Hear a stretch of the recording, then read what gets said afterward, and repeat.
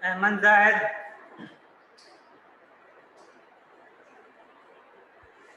Ahmad Zahid,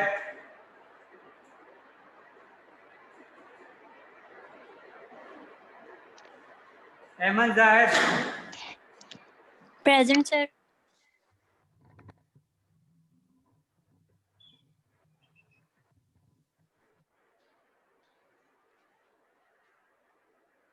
Ali Mohammad, present sir. Arsalan Kashi, present sir. Ayesha Akhtar, present sir. Ayesha Kaneeza, present sir. Ayesha Naveed, present sir. फायदा Irshad, present sir. Fariya Azhar, Javeria Shaikh, किल्जा Bakhtawar, Mohammad Arsalan, Mohammad Arsalan Majeed, present sir. Imra Afzal, present sir. Imra Sadiq, Imra Siddique, Nimra Shahid, Nimra Shahid,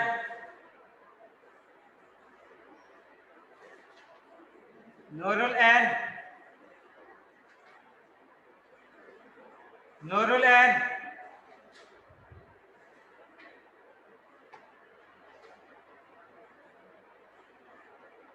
रिजवानुल्लाह Khan, Saima Rubab, Rizwana, अभी तक आपका issue resolve नहीं हुआ?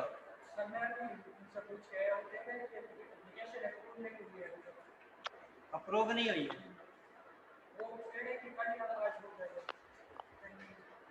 चलो, वो उस वक्त तक आपकी अटेंडेंस नहीं होगी, इसी तरह रेजिडेंस आता रहेगा। सना गफ्फार, सीरत Rani, present. Seerat Rani, present. Shaliza Naeem, Syeda Sumaiya Gilani, Syeda Sumaiya Gilani,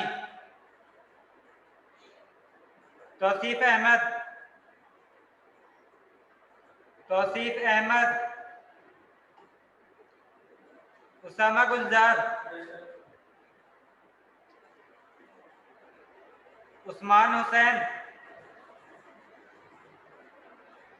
Usman Hussain,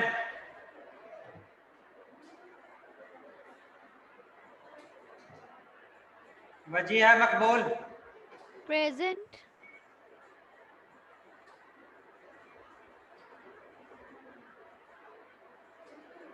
Nimra Sadiq, Nimra Shahid, Syeda Sumaiya Gilani,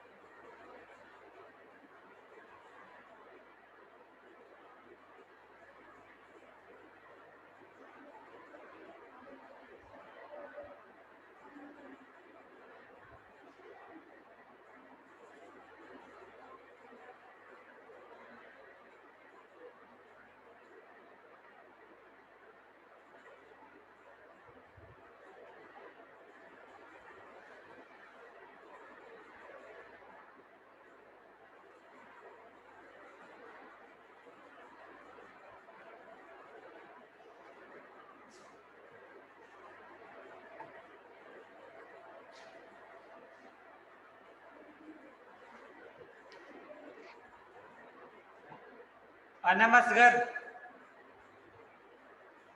Present.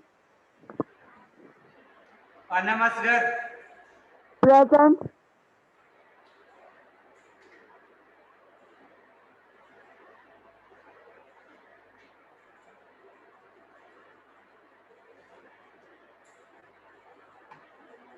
अक्सर, Rahman, Present. Ayesha Arshad, Present. Bisma Tanveer, Jahanzeb, Jahanzeb,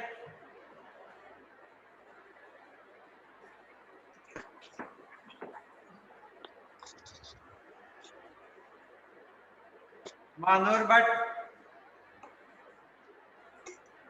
Present.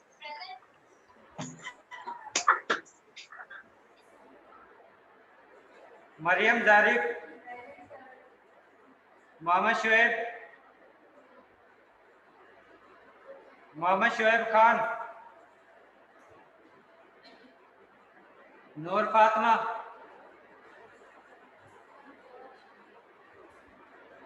नूर फातिमा, राबिया नजर,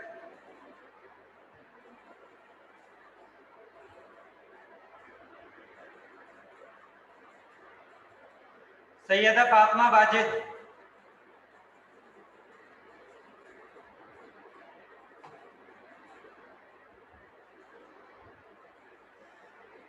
Umar Farooq, Yes, sir. Present. Dua Yasin, Present. Jahanzeb, Mohammad Shoaib Khan,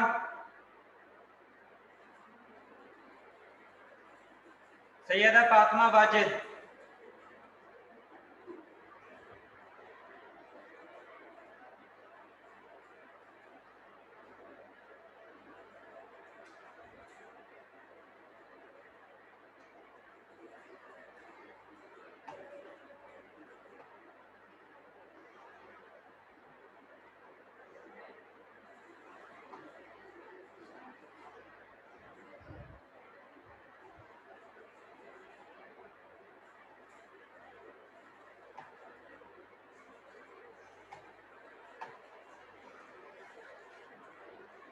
next class में आप लोगों को क्विज है, याद है?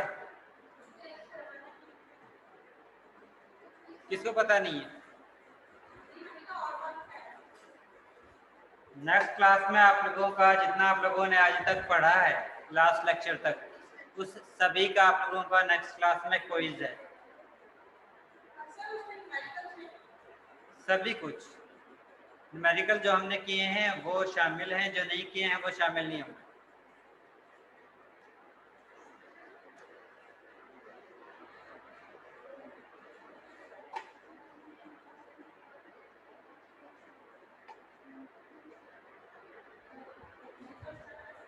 लास्ट टाइम आप लोगों का 9th चैप्टर कंप्लीट हो चुका था, आज 10th शुरू करना है।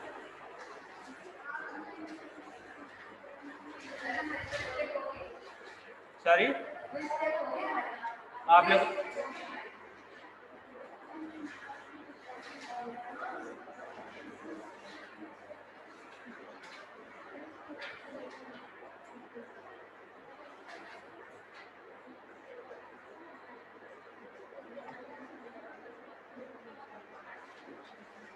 सर, कुछ स्टूडेंट्स वेटिंग लिस्ट में हैं, आप अलाउ कर दें सबको।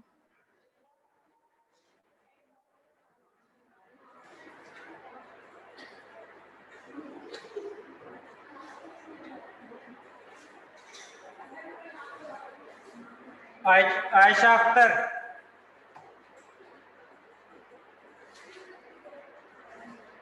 आयशा अख्तर,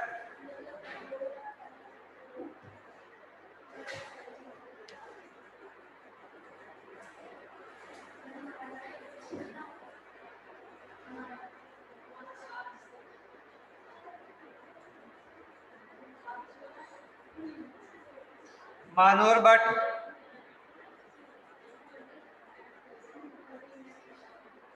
मानूर भट्ट। Present sir. मानूर, आपने ये बताना है कि कौन कौन से फैक्टर हैं जो आप लोगों को बताते हैं कि आप लोगों का रिएक्शन जो है वो स्पॉन्टेनियस है या नॉन स्पॉन्टेनियस है।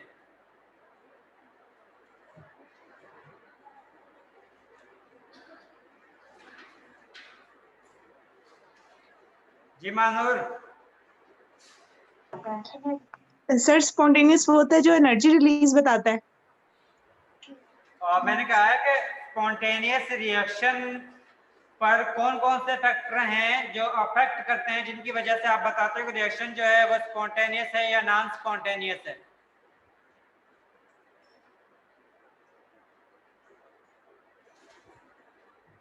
Sir entropy. जी और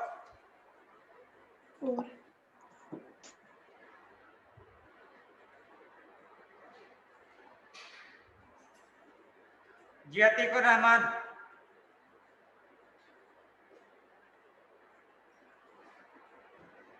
अतीकुर रहमान।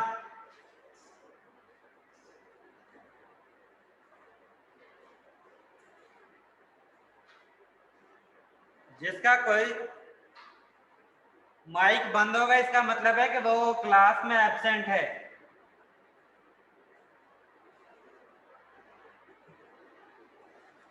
और उसकी अटेंडेंस भी नहीं होगी।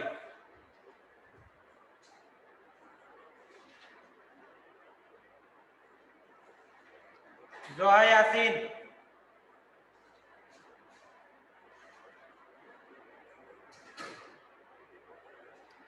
जोहा Yasin.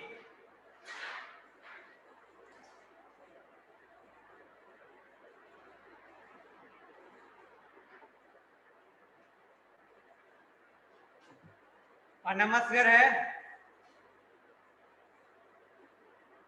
Aqsa. Yes sir. Atiqur Rehman. Sir मैं बताऊं? Atiqur Rehman. Excuse me sir.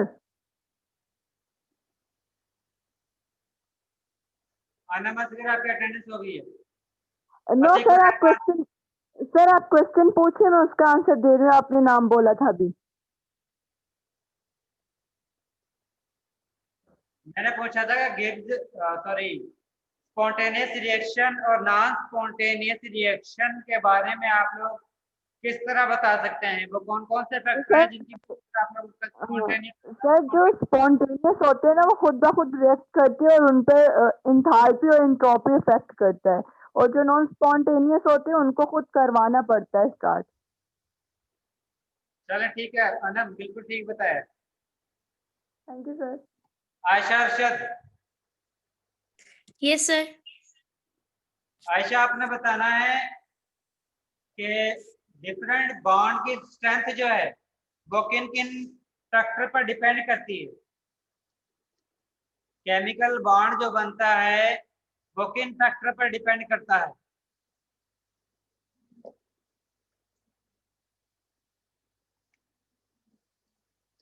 Ayesha Arshad. Sir question repeat करिएगा एक दफा। मैंने कहा है कि बॉन्ड स्ट्रेंथ जो है वो किन फैक्टर पर डिपेंड करती है जिनकी वजह से आप लोग कहते हो कि बॉन्ड जो है वो स्ट्रॉन्ग है और या वीक है। Sir ionisation energy, electronegative energy होती है। ठीक है, और इलेक्ट्रोनेगेटिव डिफरेंस होता है सर। ठीक, इसके अलावा सर लैटिस एनर्जी। चले ठीक है आयशा अरशद। थैंक यू इसके सर। बाद में बिस्मा तनवीर। मानूर भट्ट। मानूर भट्ट। Yes sir. जी मानूर, बॉन्ड स्ट्रेंथ Yes, जो sir. है फैक्टर पर डिपेंड करती है। सर एक दफा दोबारा से रिपीट करिएगा। मैंने कहा है कि जो बॉन्ड बना होता है डिफरेंट एटम के दरमियान या सेम एटम के दरमियान, तो वो बॉन्ड स्ट्रॉन्ग या वीक आप लोग किस तरह बता सकते हो कि वो बॉन्ड वीक है या स्ट्रॉन्ग है। सर इलेक्ट्रोनेगेटिविटी डिफरेंस की वजह से। इसके अलावा कोई और नहीं है। सर लैटिस एनर्जी भी डिपेंड करती है। ठीक है, और मरियम जारिफ, नूर फातिमा, नूर फातिमा,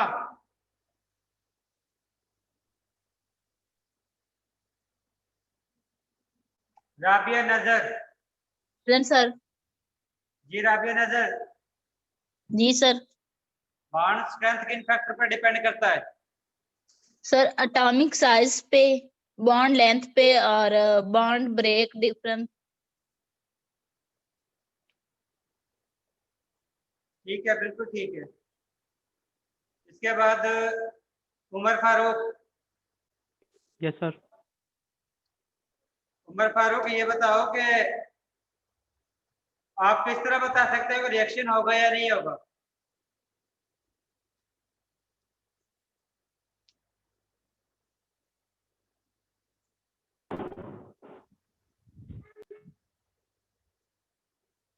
जी उमर फारूक,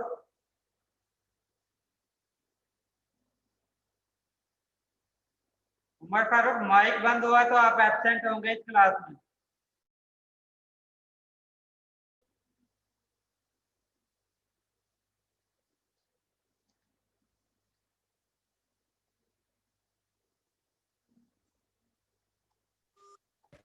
दुआ यासीन, जी सर। दुआ बताएं कि रिएक्शन होगा या नहीं होगा, आप किस तरह बता सकती हैं? सर ये तो रिएक्टेंट्स पे डिपेंड करता है।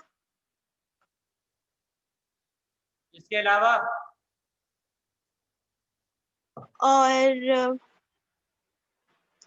उनकी टेंडेंसी जिस तरह वो रिएक्ट करते हैं उस पर डिपेंड करेगा सर। और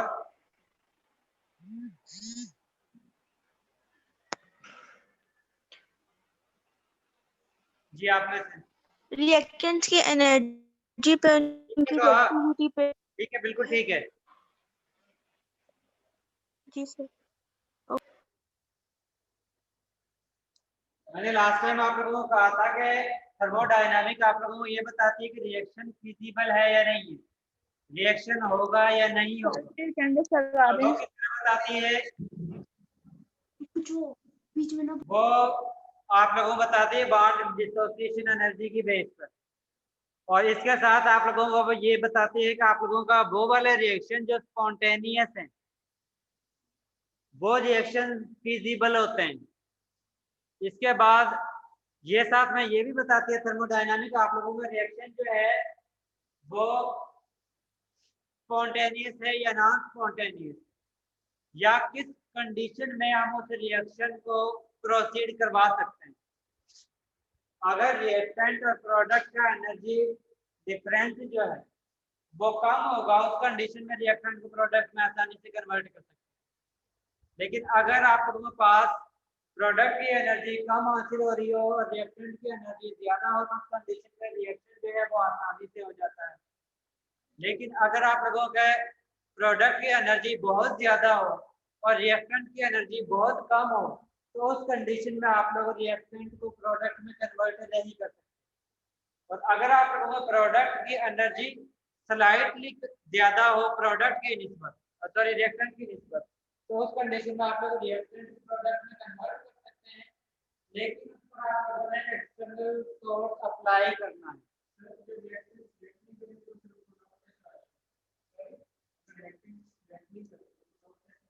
जब भी आप लोग केमिकल रिएक्शन करवाते हो तो उस कंडीशन में आप लोगों को प्रोडक्ट डिपेंड करता है कि वो स्टेबल है या नहीं है।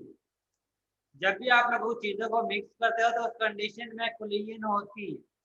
कोलिजन का मतलब है कि कुछ ना कुछ पार्शियली बॉन्ड बनता है और वो डिपेंड करता है कि कितना स्टेबल है, चाहे वो बिल्कुल ही स्लाइटली अमाउंट में बने, लेकिन वो दोबारा से रिवर्स में आप लोगों को रिएक्टेंट में ही कन्वर्ट होता है।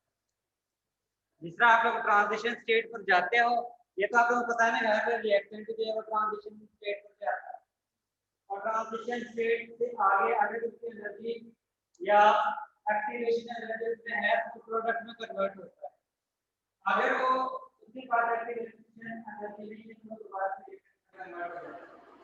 और वो ट्रांजिशन स्टेट जो है वो ना ही रिएक्टेंट स्पीशीज की होती है ना ही प्रोडक्ट की होती है, वो इनके दरमियान इंटरमीडिएट स्टेट या ये भी कह सकते हो पार्शियली प्रोडक्ट है। ठीक है,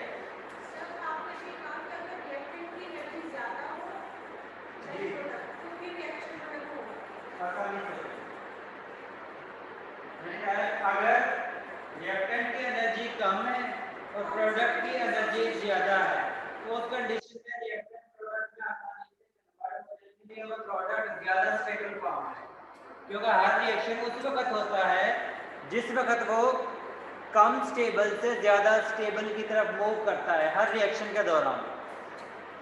इसका मतलब है जब भी रिएक्शन होगा तो उस कंडीशन में प्रोडक्ट की एनर्जी कम होगी मोस्टली जो है, और रिएक्टेंट की एनर्जी ज़्यादा होगी।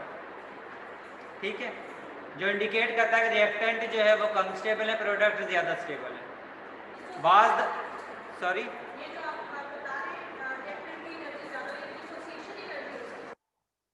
डिसोसिएशन और फॉर्मेशन दोनों एक ही एनर्जी होती है, जैसे उनका साइन का डिफरेंस।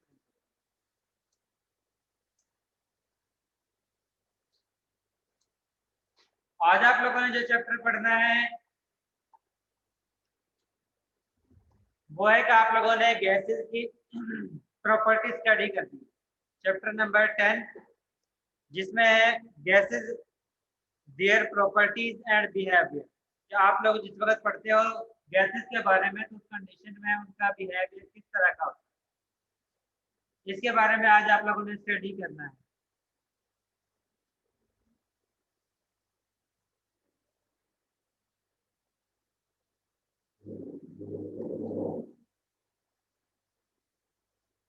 ये आप लोगों को पता है कि जब भी मॉलिक्यूल सॉलिड फॉर्म में होते हैं तो इस कंडीशन में उनके दरमियान फोर्स ऑफ इंटरेक्शन सबसे ज्यादा होती है। इसके बाद जिस वक्त आप लोगों ने सॉलिड फॉर्म से लिक्विड फॉर्म में कन्वर्ट करना है तो उस कंडीशन में आप लोग मॉलिक्यूल की काइनेटिक एनर्जी इंक्रीज करते हो, और वो किस तरह इंक्रीज करते हो, आप लोग उनको हीट या टेम्परेचर जो है वो प्रोवाइड करते हो। जिस वक्त टेम्परेचर प्रोवाइड करते हैं तो उस कंडीशन में उनकी काइनेटिक एनर्जी जो है जो बेसिकली डिपेंड करती है उनके मूवमेंट पर, सॉरी पोटेंशियल एनर्जी। जो भी स्पीशीज आप लोगों के पास मौजूद है उसमें काइनेटिक एनर्जी भी होगी, पोटेंशियल एनर्जी भी होगी। ठीक है, और इस टोटल एनर्जी का सम को हम कहते हैं इंटरनल एनर्जी।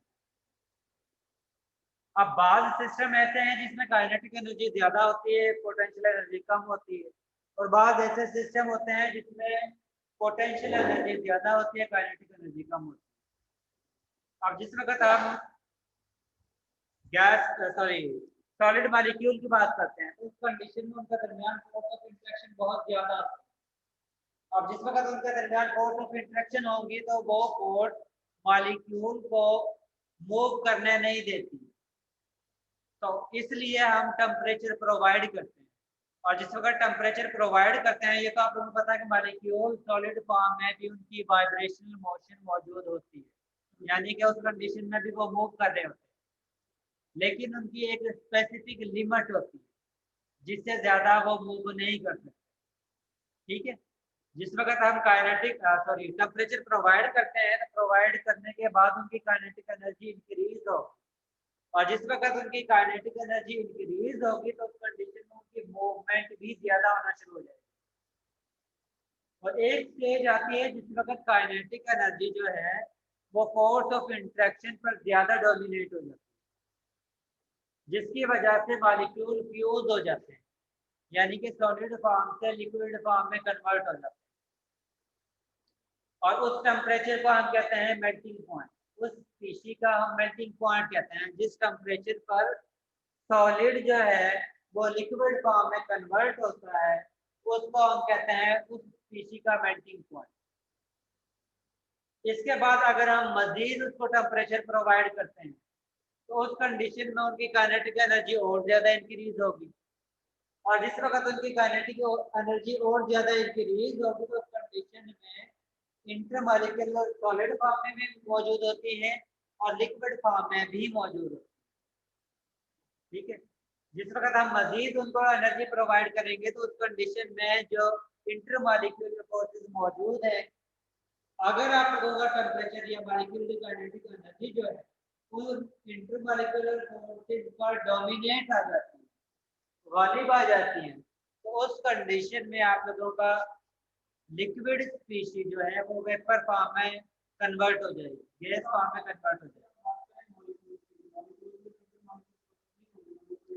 मॉलिक्यूल के दरमियान इंटरमॉलिक्यूलर फोर्सेस मौजूद होती है, जिस तरह वाटर मॉलिक्यूल है लिक्विड फॉर्म में मौजूद है, तो उस कंडीशन में मॉलिक्यूल एक मॉलिक्यूल की दूसरे मॉलिक्यूल के साथ फोर्स ऑफ इंटरेक्शन मौजूद होती है, जिसको हम हाइड्रोजन बॉन्डिंग कहते हैं। और जिस वक्त हम इसका melting point boiling point check करते हैं, तो उस कंडीशन में बेसिकली हम इनके दरमियान जो हाइड्रोजन बॉन्डिंग है, जो इंटरमॉलिक्यूलर फोर्सेस हैं, उसको हम खत्म करते हैं, या ये कह लो कि काइनेटिक एनर्जी इतनी कर देते हैं जो जिसकी वजह से kinetic energy in force of interaction पर डोमिनेट आ जाती है, जिसकी वजह से मॉलिक्यूल फ्रीली मूव कर सकते हैं। और उस कंडीशन में उस टेम्परेचर को हम कहते हैं, ये इसका बॉइलिंग पॉइंट है, वो टेम्परेचर जिस पर काइनेटिक एनर्जी इंटरमॉलिक्यूलर फोर्सेस पर डोमिनेट आ जाती है और उसकी वजह से लिक्विड फॉर्म से वो वेपर फॉर्म में कन्वर्ट होना शुरू हो जाती है, उस टेम्परेचर को हम कहते हैं उसका बॉइलिंग पॉइंट। ठीक है। और जिस वक्त आप लोग लिक्विड से वेपर फॉर्म में कन्वर्ट करते हो, ये आप लोगों ने देखा है कि हम उसकी काइनेटिक एनर्जी इंक्रीज करते हैं। अब जिस वक्त हम उनकी काइनेटिक एनर्जी इंक्रीज करेंगे, इसका मतलब है तो उनकी मूवमेंट ज्यादा हो रही है, और जितनी उनकी मूवमेंट ज्यादा होगी उस कंडीशन में जिस भी वेसल के अंदर आप लोगों ने उस मॉलिक्यूल को फिल किया हुआ है, उनकी बॉल के साथ भी वो कोलिजन ज्यादा करेंगे, और जितनी ज्यादा वो कोलिजन शो करेंगे, इसका मतलब है वहां पर ये प्रेशर भी उतना ही ज्यादा एक्सर्ट करेंगे। ठीक है। इसका मतलब है कि जब भी हम लिक्विड फॉर्म से वेपर फॉर्म में कन्वर्ट करते हैं किसी भी स्पीशी को, तो उसकी वजह से उसका इंटरनल प्रेशर जो है या पार्शियल प्रेशर जो है वो भी इंक्रीज होता है।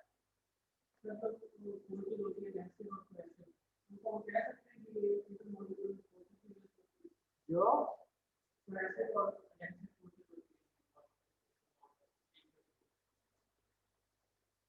कोहेसिव और एडहेसिव फोर्सेस भी इंटरमॉलिक्यूलर फोर्सेस ही होती हैं, जस्ट उनको डिफरेंशिएट करने के लिए इंटरमॉलिक्यूल फोर्सेस को उनका अलग-अलग नाम दिया हुआ।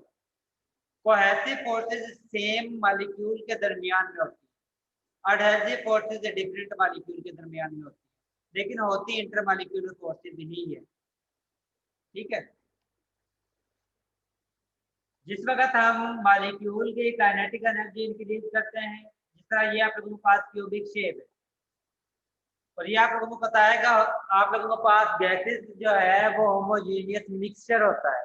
इसका मतलब है कि आप लोगों के पास जिस वक्त गैस किसी भी क्लोज वेसल में फिल करते हो, तो उस कंडीशन में हर पोजीशन पे गैस के जो कंसंट्रेशन है या मॉलिक्यूल की जो अमाउंट है वो एक जैसी होती है, क्योंकि गैस मॉलिक्यूल जो है वो फ्रीली मूव कर रहे होते हैं। ठीक है। और इसके साथ हम इसकी कुछ प्रॉपर्टी है, अब आप लोगों ने गैस में कन्वर्ट कर दिया, गैस में कन्वर्ट करने के बाद अब गैस फॉर्म में भी इनको कुछ ना कुछ प्रॉपर्टी होंगी ताकि हम इनको डिफरेंट पर्पस के लिए यूज कर सकें। वो वाले स्टूडेंट जो क्लास को लीव करके जा रहे हैं वो लास्ट में एब्सेंट होंगे, और बाद में मैं किसी स्टूडेंट को दोबारा से इन नहीं करूंगा क्लास के अंदर।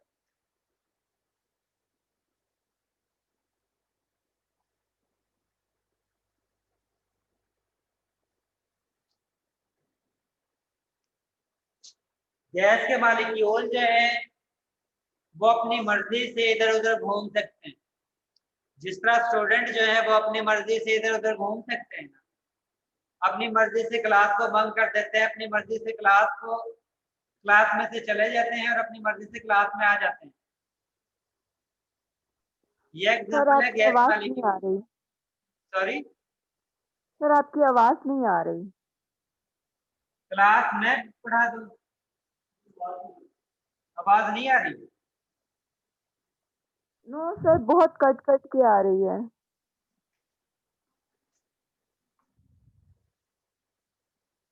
और ना आपका फिर माइक का शायद इशू हो, क्योंकि मैं माइक के करीब ही खड़ा हूँ और आवाज भी काफी यानी कि लाउड है। Okay sir.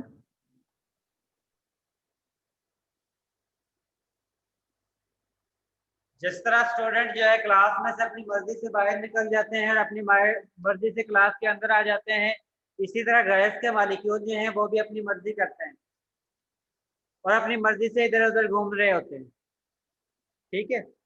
अब जिस वक्त मालिक्यूल जो है दूसरे मालिक्यूल से काफी डिस्टेंस पर होंगे, इसका मतलब है कि इनके दरमियान स्पेस जो है वो उतनी ही ज्यादा होगी, और जितनी स्पेस ज्यादा होती है इसका मतलब है कि उनका प्रेशर उतना ही कम होता है, या ये कह लो उनकी डेंसिटी जो है वो उतनी ही कम होती है। क्या उनके दरमियान जो स्पेस है उसमें कोई भी मजीद मॉलिक्यूल आ सकता है। जिस तरह आप लोग जो है वो एक चेयर छोड़कर बैठते हो, तो उस कंडीशन में और स्टूडेंट अगर मजीद आना चाहते हैं तो वो आप लोगों के दरमियान में जो चेयर है उनमें आ सकते हैं। और अगर आप लोगों की अरेंजमेंट इस तरह है कि आप लोगों के दरमियान में कोई भी चेयर मौजूद नहीं है, इसका मतलब है कि आप लोगों की डेंसिटी ज्यादा है, और जिस वक्त डेंसिटी ज्यादा होगी तो उसका मतलब है कि आप लोग प्रेशर को आप लोग प्रेशर को बेयर कर सकते हो। ठीक है। और वो वाले मॉलिक्यूल जिनके दरमियान स्पेस ज्यादा होगी वो प्रेशर को बेयर नहीं कर सकते।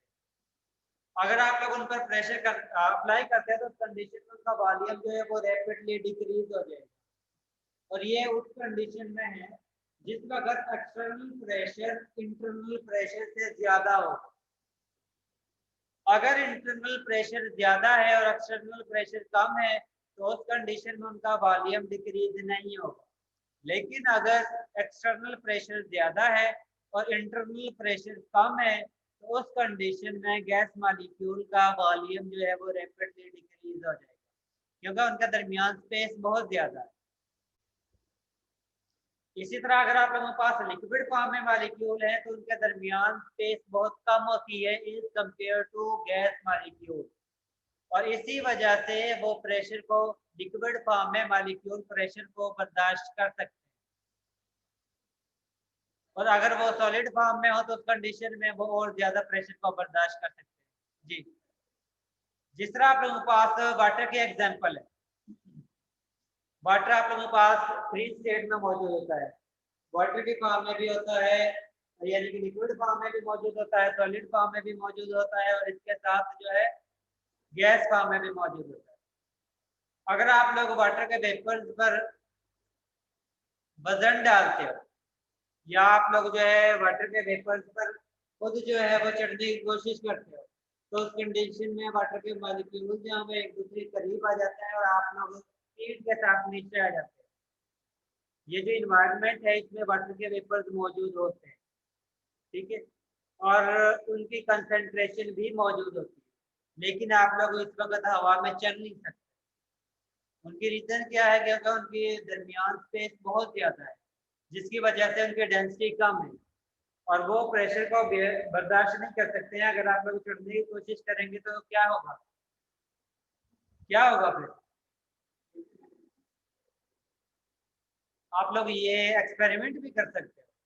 तो एक्सपेरिमेंट किस तरह कर सकते हो? छलांग लगा के। और दूसरी फॉर्म इसकी ये है कि जिस वक्त वो लिक्विड फॉर्म में होता है, वाटर मॉलिक्यूल जो है लिक्विड फॉर्म में होते हैं, जिस तरह पानी के एग्जांपल, तो उस कंडीशन में इसकी मॉलिक्यूल जो है H2O के मॉलिक्यूल एक दूसरे के ज्यादा करीब होते हैं, और उस कंडीशन में इनकी डेंसिटी सॉलिड की निस्बत यानी कि वाटर की डेंसिटी जो है वो गैस की निस्बत ज्यादा हो जाती है, क्योंकि उनके दरमियान मॉलिक्यूल जो है वो एक दूसरे के ज्यादा करीब होते हैं। और इसी वजह से आप लोग पानी पर चल सकते हो या नहीं चल सकते? डूब जाते हैं आप लोग, उसके बाद ऊपर भी आ जाते हैं। और ऊपर चले जाते हैं। तैरने वाले तो ऊपर चल सकते हैं ना। इसका मतलब है उस कंडीशन में वो प्रेशर को बियर कर सकते हैं, यानी कि उनकी इस तरह की कंडीशन होती है, स्लाइटली वो बियर कर भी सकते हैं, नहीं भी कर सकते। डिपेंड करता है कि उनकी डेंसिटी, जिस मटेरियल को आप लोग उस पर डाल रहे हो वाटर पर, उसकी डेंसिटी ज्यादा है या वाटर की डेंसिटी ज्यादा है। अगर जिस मटेरियल को आप लोग डालते हो वाटर पर उसकी डेंसिटी कम है तो उस कंडीशन में वो वाटर के ऊपर फ्लो करना शुरू कर देते हैं, और अगर उसकी डेंसिटी जो है वो ज्यादा होगी तो उस कंडीशन में वो वाटर में नीचे चढ़ने जाएगी। ठीक है। और इसके थर्ड फॉर्म जो है वो आइस की है, और आप लोगों ने ये भी पढ़ा है कि जिस बगल वाटर को हम आइस फॉर्म में कन्वर्ट करते हैं तो उस कंडीशन में इनके दरमियान वाटर की निस्बत ज्यादा होती है, जिसकी वजह से आइस में कन्वर्ट होने के बाद वाटर का वॉल्यूम 9% जो है वो इंक्रीज होता है। और इसी वजह से आप लोग ये भी देखते हो कि जिस वक्त आप लोग समुद्रों में या नदी नालों में देखते हो तो उस कंडीशनों में ये जो आइस है वो पानी के ऊपर होती है, पानी जो है वो नीचे होता है। उसकी रीजन यही होती है कि आइस की डेंसिटी वाटर की मॉलिक्यूल की निस्बत कम होती है। ठीक है, इसी वजह से पानी नीचे होता है और आइस जो है वो ऊपर होता है। लेकिन वाटर के मॉलिक्यूल में, लिक्विड फॉर्म में, इन मॉलिक्यूल की कोई स्पेसिफिक अरेंजमेंट नहीं होती, जबकि आइस की फॉर्म में मॉलिक्यूल की एक स्पेसिफिक अरेंजमेंट होती है, जिसकी वजह से इनके दरमियान स्पेस जो है वो जनरेट हो जाती है। ठीक है, और उसी वजह से उसकी डेंसिटी जो है वो कम हो जाती है। जितने मॉलिक्यूल के दरमियान स्पेस ज्यादा होगी इसका मतलब है उसकी डेंसिटी उतनी ही कम होगी, और जितने मॉलिक्यूल के दरमियान स्पेस कम होगी इसका मतलब है उनकी डेंसिटी उतनी ही ज्यादा होगी। जब भी कोई मॉलिक्यूल जितनी फोर्स के साथ जिस एरिया पर कोलिजन शो करता है उसको हम कहते हैं उसका प्रेशर। अगर वो कम फोर्स के साथ एरिया पर या जो जिस भी स्पेस या पोजीशन से स्ट्राइक करता है उस पर कम फोर्स के साथ स्ट्राइक करेगा तो इसका मतलब है प्रेशर कम जनरेट करेगा। अगर वो ज्यादा फोर्स के साथ कोलिजन करेगा तो उस कंडीशन में वो ज्यादा प्रेशर को एक्सर्ट करेगा। और आप लोगों ने ये पढ़ा है कि फोर्स जो है वो किसके इक्वल होती है? Sorry, force is equal to M A, यानी कि मैस पर और एक्सेलरेशन पर। अब मैस तो सभी का सेम है, मैस को तो हम चेंज नहीं करते, इसका मतलब है फोर्स डिपेंड कर रही है एक्सेलरेशन पर, और एक्सेलरेशन बेसिकली किस पर डिपेंड कर रही है? वेलोसिटी पर। अब वेलोसिटी बेसिकली होती क्या है?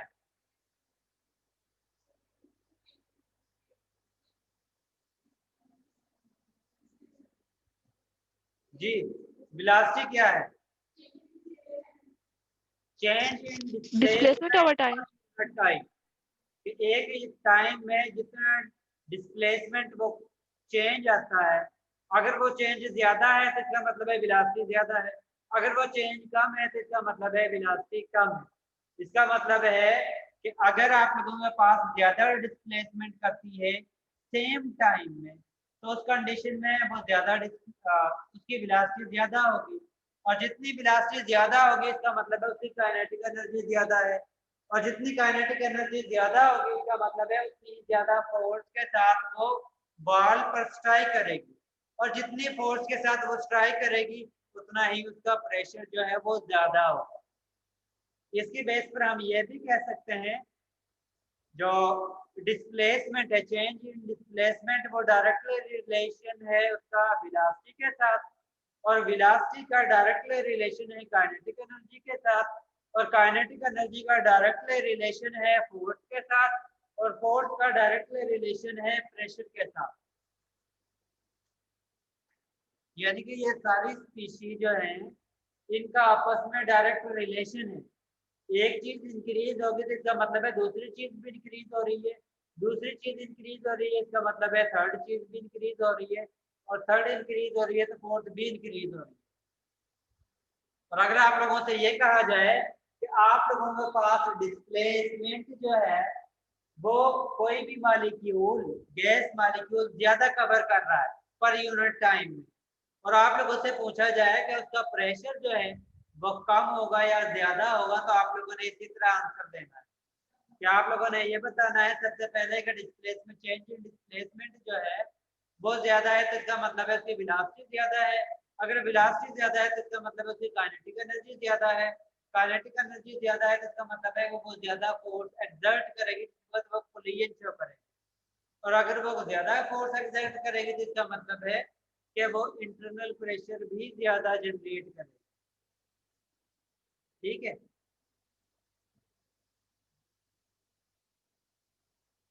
अगर आप लोगों के पास दो मॉलिक्यूल, जिस तरह एक मॉलिक्यूल आप लोगों के पास मेथनॉल है और दूसरा मॉलिक्यूल आप लोगों के पास वाटर है, और आप लोगों से कहा जाए कि आप लोगों ने इन दोनों जो लिक्विड मॉलिक्यूल है वाटर और मेथनॉल को दो अलग-अलग वेसल या बीकर के अंदर क्लोज करना है, कवर करके रखना है। ठीक है, उसके बाद आप लोग दोनों बीकरों को हीट करते हो, और हीट करते हो आप लोग ऑलमोस्ट 70 डिग्री पर, तो उस कंडीशन में किस मॉलिक्यूल किस लिक्विड की वजह से वेपर प्रेशर या प्रेशर जो है वो ज्यादा होगा, और कौन से मॉलिक्यूल हैं जिनकी वजह से प्रेशर जो है वो कम होगा। जी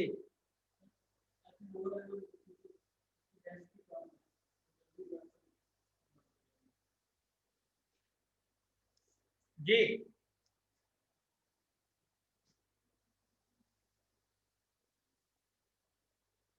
ये डिपेंड करता है इंटरमॉलिक्यूलर फोर्सेस पर, क्योंकि मैंने आप लोगों को कहा कि जब भी हम किसी भी स्पीशी को लिक्विड फॉर्म से वेपर फॉर्म में कन्वर्ट करेंगे तो उस कंडीशन में हम उनकी काइनेटिक एनर्जी को या इतनी टेम्परेचर इंक्रीज करेंगे कि जिसकी वजह से उनकी काइनेटिक एनर्जी इंटरमॉलिक्यूलर फोर्सेस पर डोमिनेट आ जाए। अब इसमें सबसे पहले हमें ये देखना होता है कि किनकी काइनेटिक इंटरमॉलिक्यूलर फोर्सेस ज्यादा है कितनी कम है। जिस वक्त हम मेथनॉल और वाटर मॉलिक्यूल की बात करते हैं तो उस कंडीशन में वाटर मॉलिक्यूल के दरमियान फोर्स ऑफ इंट्रैक्शन ज्यादा होती है, मेथनॉल के दरमियान फोर्स ऑफ इंट्रैक्शन कम होती है। अब टेम्परेचर हम दोनों को सेम प्रोवाइड करते हैं 70 डिग्री सेल्सियस। अब इसका मतलब है कि वो वाले मॉलिक्यूल जिनके दरमियान फोर्स ऑफ इंट्रैक्शन कम है वो आसानी से लिक्विड फॉर्म से वेपर फॉर्म में कन्वर्ट हो जाएंगे, और जिनके दरमियान फोर्स ऑफ इंट्रैक्शन ज्यादा है वो आसानी से लिक्विड से वेपर फॉर्म में कन्वर्ट नहीं होंगे। अब जो आसानी से लिक्विड फॉर्म से वेपर फॉर्म में कन्वर्ट होंगी इसका मतलब है वो ज्यादा स्पीड के साथ मूव करेंगी या उनकी काइनेटिक एनर्जी जो है वो ज्यादा होगी। ठीक है, और जिनकी काइनेटिक एनर्जी ज्यादा होगी इसका मतलब है कि वो ज्यादा फोर्स के साथ कोलिजन शो करेंगी, और जो ज्यादा फोर्स के साथ कोलिजन शो करेंगे इसका मतलब है कि उनका वो जो है प्रेशर ज्यादा एक्सर्ट करेंगे।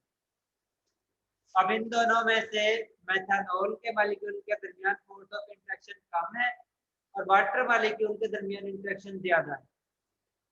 अब 60 डिग्री पर आप लोग मेथनॉल को वेपर फॉर्म में कन्वर्ट कर देते हो, लेकिन वाटर मॉलिक्यूल लिक्विड फॉर्म से वेपर फॉर्म में कन्वर्ट ही नहीं हो रहा। और जिस वक्त वो वेपर फॉर्म में कन्वर्ट नहीं हो रहा इसका मतलब है कि वो इतनी स्पीड के साथ मूव नहीं कर रहे वाटर के मॉलिक्यूल जितनी स्पीड के साथ मेथनॉल का मॉलिक्यूल मूव कर रहे हैं। ठीक है, और जितने स्पीड के साथ मेथनॉल मूव कर रहे हैं क्योंकि वो आसानी से वेपर फॉर्म में कन्वर्ट हो चुके हैं, और जितनी आसानी के साथ वो वेपर में कन्वर्ट हो जाएंगे इसका मतलब है तो उनकी काइनेटिक एनर्जी ज्यादा है, और जितनी काइनेटिक एनर्जी होगी उतनी ही ज्यादा स्पीड के साथ वो प्रेशर को एक्सर्ट करें क्योंकि उनकी कोलिजन ज्यादा है। ठीक है, इसका मतलब है कि आप लोग इंटरमॉलिक्यूलर फोर्सेस की बेस पर कितनी चीजों को बता सकते हो, उनकी काइनेटिक एनर्जी के बारे में भी बता सकते हो, उसका प्रेशर के बारे में भी बता सकते हो कि आप लोगों का मॉलिक्यूल जो है वो कितना प्रेशर एक्सर्ट करेंगे, कौन से लिक्विड मॉलिक्यूल ज्यादा प्रेशर एक्सर्ट करेंगे और कौन से मॉलिक्यूल जो है वो कम प्रेशर एक्सर्ट करेंगे। ठीक है, और आप लोग ये भी बता सकते हैं कि सेम टेम्परेचर पर किन मॉलिक्यूल की काइनेटिक एनर्जी ज्यादा होगी और किन मॉलिक्यूल की काइनेटिक एनर्जी कम होगी। आप लोग ये भी बता सकते हो कि किन मॉलिक्यूल की वेलोसिटी ज्यादा होगी सेम टेम्परेचर पर और किन मॉलिक्यूल की वेलोसिटी कम होगी। ठीक है,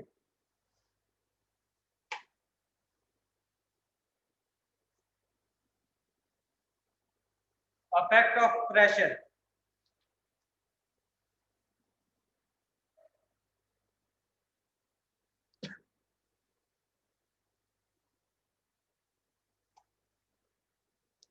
एटमॉस्फेरिक प्रेशर, आप लोग प्रेशर को किस तरह मेजर करते हैं, ये तो आप लोगों ने पढ़ा हुआ है कि एटमॉस्फेरिक प्रेशर जो है वो 1 है, और आप लोग इस प्रेशर को कैलकुलेट या कंसीडर सी लेवल के लिहाज से करते हैं, यानी कि जो पानी है उसके लेवल के लिहाज से जो प्रेशर आप लोगों के पास इस इन्वायरमेंट का हासिल होता है उसको आप कहते हैं वो 1 एटमॉस्फेरिक प्रेशर। और अगर आप लोग सी लेवल से अबव जाते हो तो उस कंडीशन में उसका प्रेशर जो है वो इंक्रीज होगा या डिक्रीज होगा।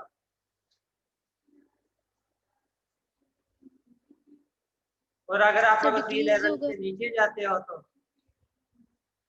अगर आप लोग सी लेवल से ज्यादा हाइट पर जाओगे तो उस कंडीशन में प्रेशर जो है एक्सटर्नल प्रेशर जो है वो डिक्रीज होगा। और अगर आप लोग सी लेवल से नीचे जाते हो तो उस कंडीशन में प्रेशर जो है वो ज्यादा होना शुरू हो जाएगा, और दोनों ही आप लोगों को नुकसान पहुंचाते हैं, क्योंकि आप लोग 1 एटमॉस्फेरिक प्रेशर ऐसा प्रेशर होता है जिसके जरिए आप लोगों का लंग्स का इंटरनल प्रेशर जो है वो कम होता है, एक्सटर्नल ज्यादा होता है, जिसके जरिए एयर जो है आसानी से आप लोगों के लंग्स में चली जाती है और आसानी से आप लोग सांस ले सकते हैं। अगर आप लोग ऊपर जाते हो या नीचे जाते हो तो दोनों कंडीशन में आप लोगों को इश्यू होता है, क्योंकि अगर आप लोग ऊपर जाते हो उस कंडीशन में एटमॉस्फेरिक प्रेशर डिक्रीज होता है और आप लोगों का इंटरनल प्रेशर इंक्रीज होना शुरू हो जाता है, यानी कि ये कह लो कि एक्सटर्नल प्रेशर इतना नहीं होता जिसकी वजह से आसानी से गैस मॉलिक्यूल जो है आप लोगों के लंग्स के अंदर मूव कर सके। जिस वक्त तक ऑक्सीजन आप लोगों के लंग्स के अंदर नहीं जाएगी तो इसका मतलब है आप लोग आसानी से सांस नहीं ले सकते, तो सांस नहीं ले सकते तो फिर वो ऊपर ही पहुंचेगा। ठीक है, इसी तरह जिस वक्त हम नीचे यानी कि सी लेवल से नीचे जाते हैं तो उस कंडीशन में प्रेशर ज्यादा होना शुरू हो जाता है। और आप लोगों को पता है कि एनवायरनमेंट में डिफरेंट गैसेस मौजूद है, जिस तरह नाइट्रोजन गैस है, इसी तरह ऑक्सीजन गैस है। ठीक है, इसके अलावा आर्गन गैस है, कार्बन डाइऑक्साइड गैस है, लेकिन इनका एक स्पेसिफिक लेवल होता है क्या जिस लेवल पर ये अफेक्ट करती है। अगर आप लोग 1 एटमॉस्फेरिक प्रेशर से लो जाना शुरू हो जाते हैं तो उस कंडीशन में नाइट्रोजन गैस का भी इतना प्रेशर हो जाता है कि वो भी आप लोगों के लंग्स में मूव करना शुरू हो जाता है।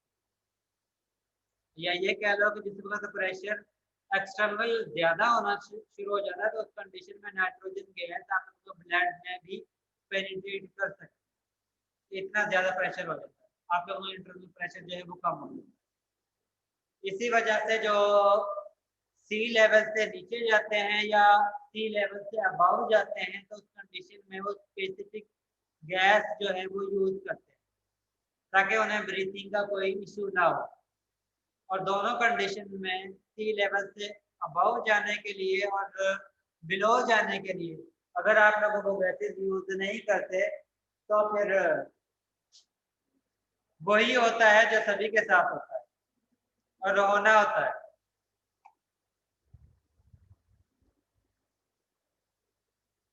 मोस्टली हम एटमॉस्फेरिक प्रेशर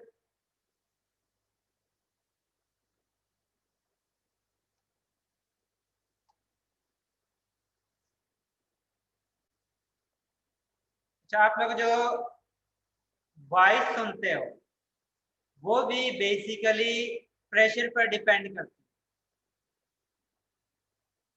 क्योंकि जब भी कोई वॉइस जो है या आप लोग कान के करीब बोलते हो तो उस कंडीशन में क्या होता है, मोस्टली बायो स्टूडेंट को तो पता होगा जी क्या होता है उस वक्त।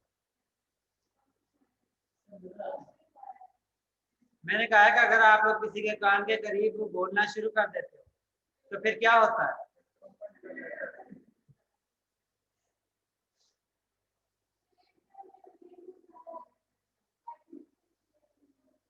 आप लोगों को कान का एक इंटरनल प्रेशर होता है, एक एक्सटर्नल प्रेशर होता है, और जिस वक्त इन प्रेशर का डिफरेंस हासिल होता है तो उस कंडीशन में आप लोगों को जो वहां पर पर्दा लगा होता है वो वाइब्रेट करता है, और उसकी वाइब्रेशन की वजह से एक सिग्नल आप लोगों के दिमाग तक पहुंच जाता है, जिसके जरिए आप लोगों को पता चलता है कि ये बंदा जो है मेरे कान के करीब बोल रहा है। और फिर दिमाग क्या कहता है?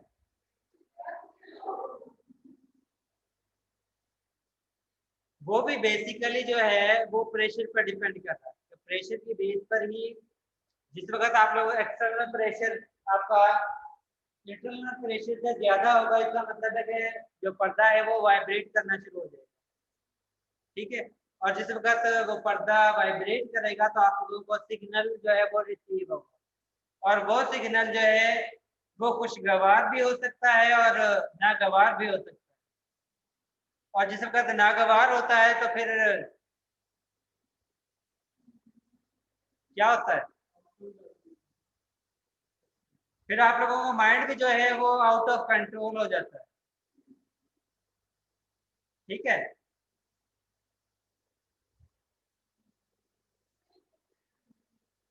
ये आप लोगों में इंफॉर्मेटिव है, यानी कुछ ऐसी चीजें भी ऐड कर देते हैं ताकि आप लोग ये चीज जो है सीख सकें। इसीलिए मैंने आप लोगों को कहा है कि आप लोगों ने बुक प्लस स्लाइड को फॉलो करना है। जी, प्रेशर की सबसे पहले तो आप लोगों ने ये चेक करना है ना कि प्रेशर जो है वो इनिशियल और फाइनल पोजीशन पर डिपेंड करता है या पाथ पर डिपेंड करता है। आपके ख्याल में ये पाथ पर डिपेंड करता है प्रेशर? नहीं करता।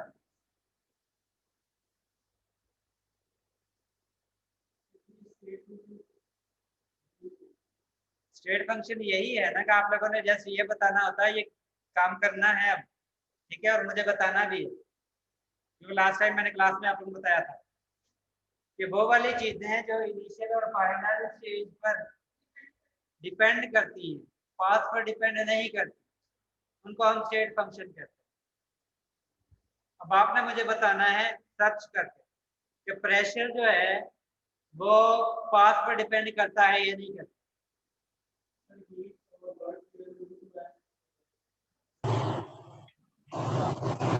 क्या है, पाथ पर डिपेंड करती है या नहीं करती?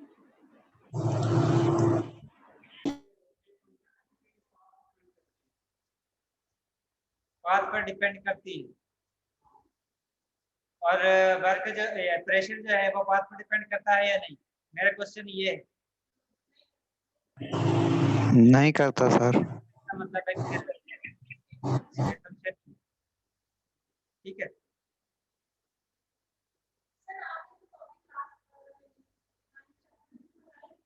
सर ये स्टेट फंक्शन होता है इसलिए ये पाथ पे डिपेंड नहीं करता। ठीक है, बिल्कुल ठीक है। लास्ट लेक्चर जो मैंने पढ़ाया है 9th चैप्टर का,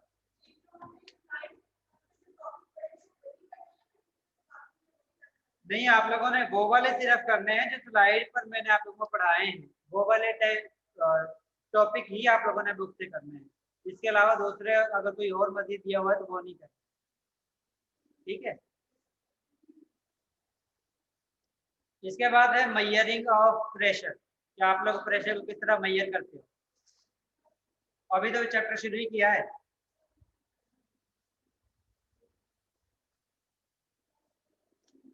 कितना टाइम हुआ है? 10 मिनट रहते हैं। मेजरिंग ऑफ प्रेशर, प्रेशर का यूनिट और फिर इसको कन्वेंशन।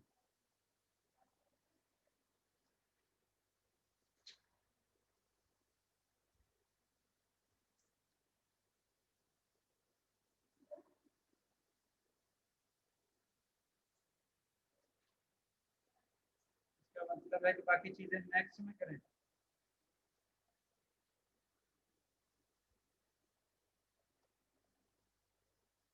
नेक्स्ट क्लास में आप लोगों को क्विज है, तैयारी करके आना। और ये जो लेक्चर हुआ है इससे पहले तक सारा सिलेबस ही आप लोगों के क्विज में शामिल होगा। आप लोगों में मेरे ख्याल में 37 स्ट्रेंथ होगी। नहीं 14 हो गया, 39।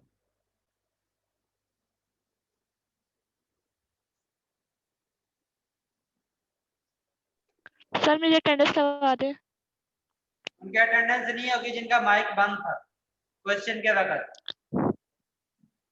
नो सर मेरा डिस्कनेक्ट हो गया था फर्स्ट टाइम में।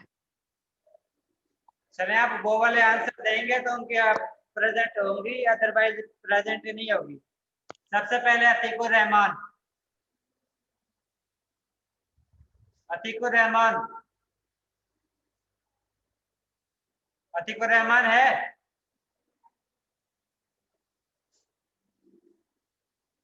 जहांजेब,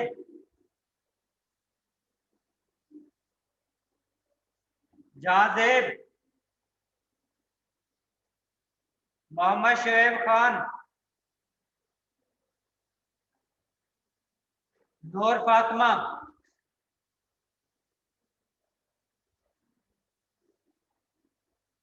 सैयदा फातिमा वाजिद। कोई भी नहीं है?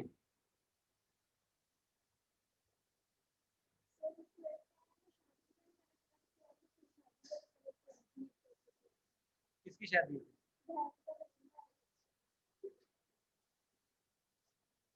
तो अकेले अकेले खा रहे हो?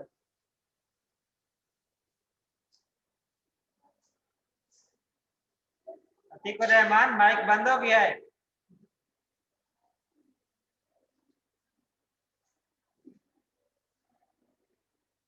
जाना नहीं अभी, जाना नहीं। सॉरी, गैस के मालिक्यूल ना बनो, कॉल रिसीव कर लो, यहीं पर रिसीव कर लो, कुछ नहीं होता। नूर फातिमा, नूरुल ऐन। सर सेक्शन एन है मेरा। 1 मिनट में ये पहले लगा दो। सैयदा फातिमा वाजिद है? सैयदा फातिमा वाजिद,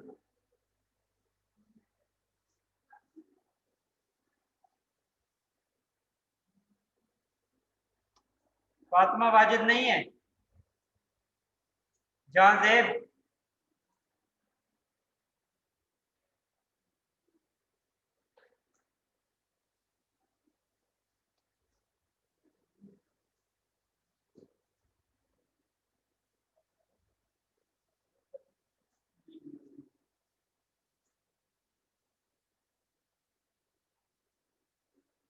ये क्या?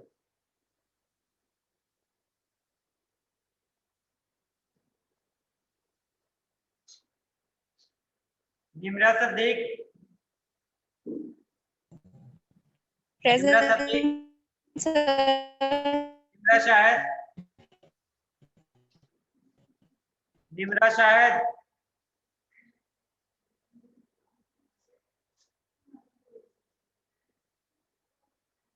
सैयदा सुमैया गिलानी,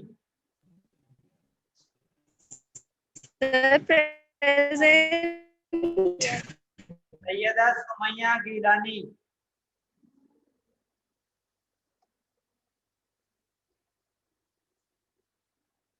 निमरा शाहिद है? निमरा सदीक है?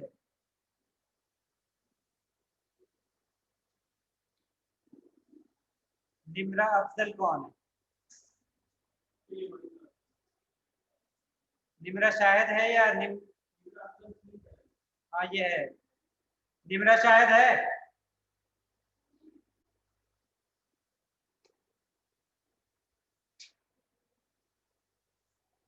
सैयदा सुमैया गिलानी, बाकी होगी।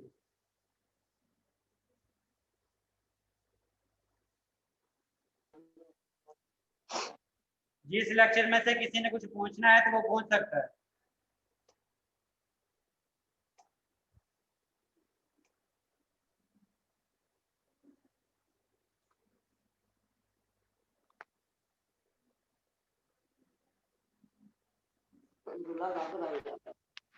ये चला गया दे दो बस।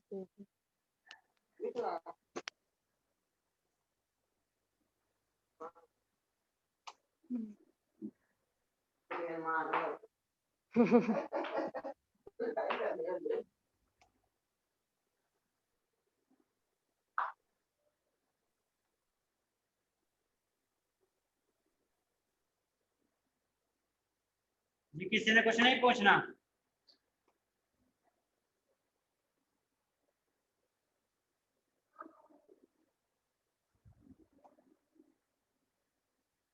ठीक है, आप लोग लीव कर सकते हो।